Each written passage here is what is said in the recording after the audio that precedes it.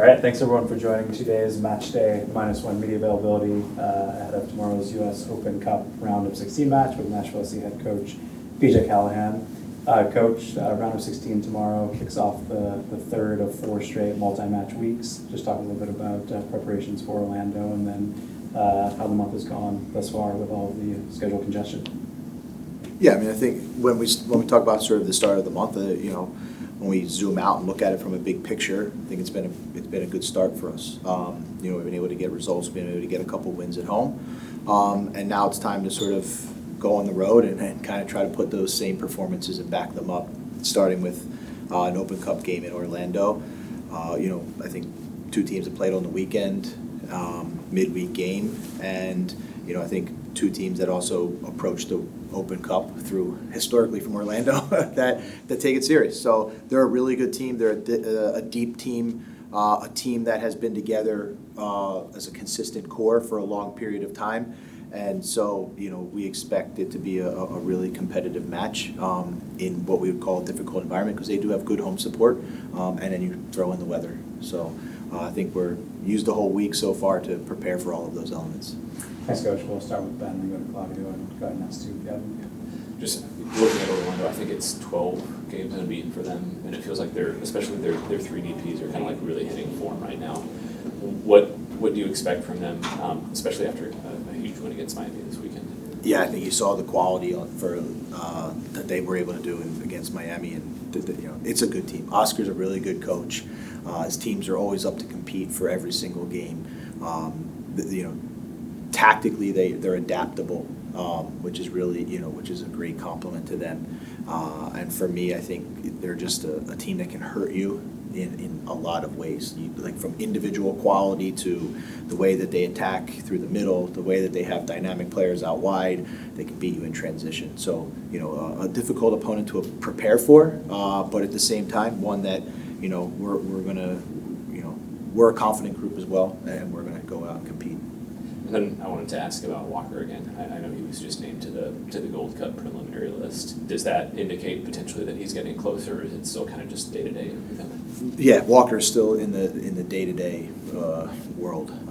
Can't really give any further than that. So yeah, pretty much status quo.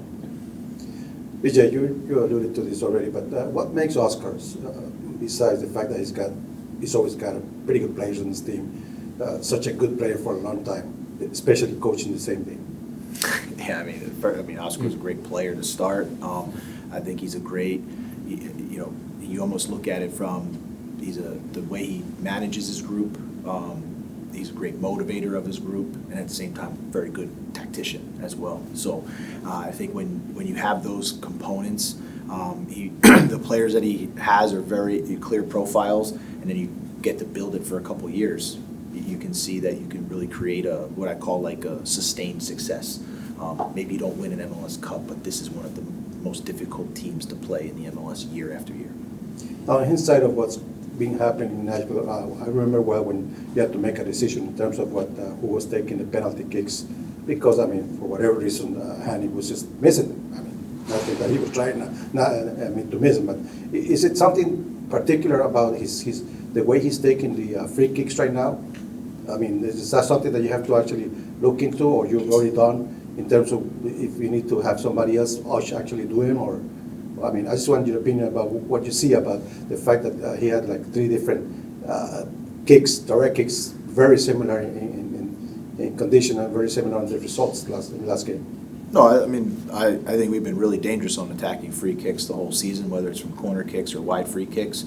And I think those guys have the freedom to make the decisions that they want. It's something that we spend a lot of time on each week, 3, sometimes 4 times a week, that we're working on both sides of the free kicks.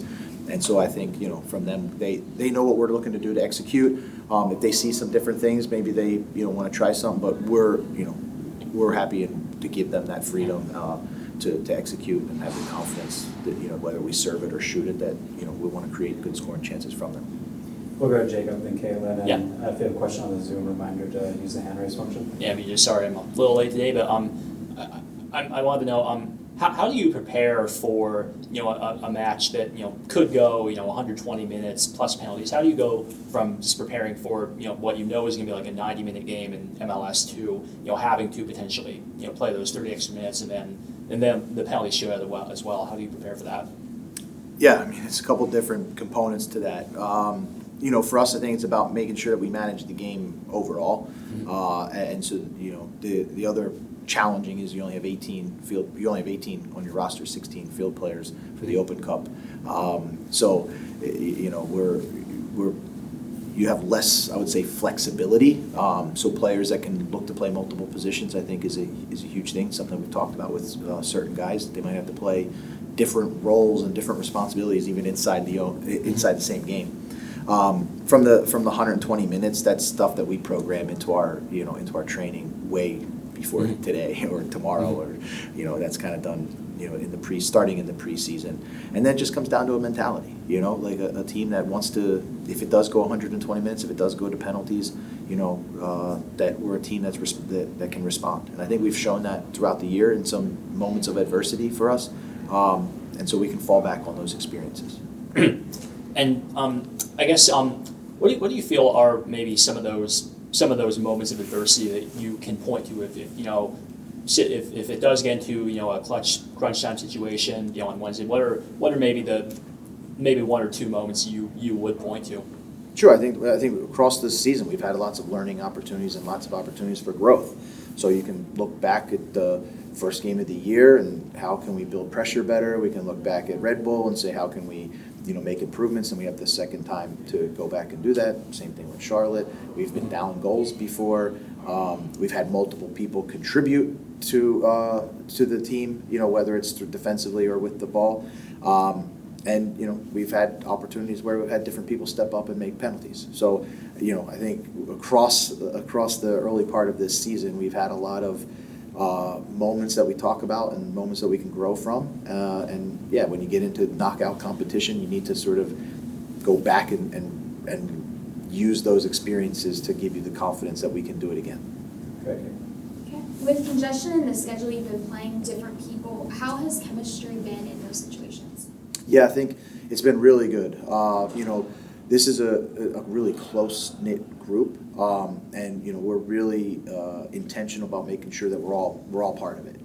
We're all part of it all of the time, and so to have this schedule congestion, it actually gives us the opportunity to give more players playing time, and have been really happy to see a lot of them step up and make the same contributions. And we're gonna for the next couple of games, we're going to continue to call on a lot of people as well. Yeah. What's the key to being better in the last third? Yeah, for us, I think it's just about being a little bit more calm, making better decisions. I thought we've gotten the ball into some really good opportunities, and it's just kind of that last little piece, whether it's, the ball getting where it's supposed to or the run getting where it's supposed to. But that's, that's the game of soccer in general. That's why it's a low-scoring game, because that's the hardest area and just something that we'll continue to sort of push and look to improve. Last question. You talked about decisions. What made you confident to put Applewhite in and that he was ready to play, a whole game? Yeah, because of his performances. He earned that opportunity. And that's a great, I would say, shining moment for our club to watch a player come all the way through our pathway and then be able to start, and play a 90-minute game. Additionally, I thought he played great and, helped the team get a clean sheet. So for us, the opportunities he had gotten earlier in the year gave us the confidence that he was ready from the performances that he put in. We'll go to Valera on the Zoom. Hey, VJ. Prior to joining Nashville, Orlando and Nashville have had a history of important matches, playoffs, Open Cup.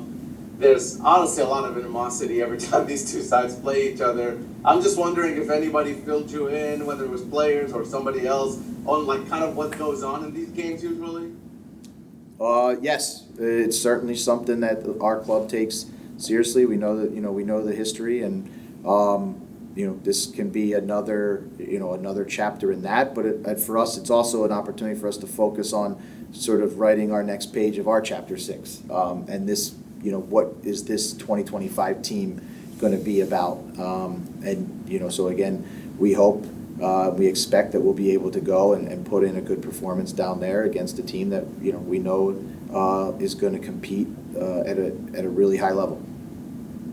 And then just on penalty shootouts, we've seen coaches take different routes. Some coaches leave it up to the players. Some coaches have a set list. How are you planning to handle that if the occasion occurs? Yeah, I mean, I think, you know, we've obviously trained penalties throughout the year. I think we have a group of players that you know will be expected to shoot, but at the same time, we're not naive to think that the game also presents certain challenges throughout if we're in penalties through 120 minutes. You know, so we prepare all of our players to do it, and then it kind of, I would say, becomes, you know, obviously with a preferred group, and then comes a little bit of feel and feedback. You know, I think that's the environment that we create, is one where we also, you know, have conversations and talk and take player feedback. Josh from the broadcast, I saw your hand up. It's down now, but go ahead if you have a question. Yeah, I was just going to ask about Applewhite, but that question was taken. I'm just curious, though, you know, Coach, given your history with U.S. soccer, now this is your first year with Nashville, what it would mean for you guys to make a run deep in this tournament and maybe come out with the trophy in the end? Yeah, and I would say prior to my opportunity to work for U.S. Soccer was in Philadelphia. It was, you know, I think we went to 3 Open Cup finals in maybe 4 years or 5 years that I was there. Unfortunately, we didn't win, but the tournament feels different. It does have a different feel. It's the oldest trophy that we have in this country, and for someone who's committed to growing the game in this country at all levels, I think that, you know, it's a privilege to always get to compete here, and it is truly the one trophy that anybody in the country can win because teams can enter from any level and compete for it, and that's a special thing. It's a unique thing, and, you know, again, like I said from the beginning of this, you know, it's something that we take seriously. All right, thanks so much, Coach. Thanks, guys. We'll see everyone virtually Wednesday from Orlando.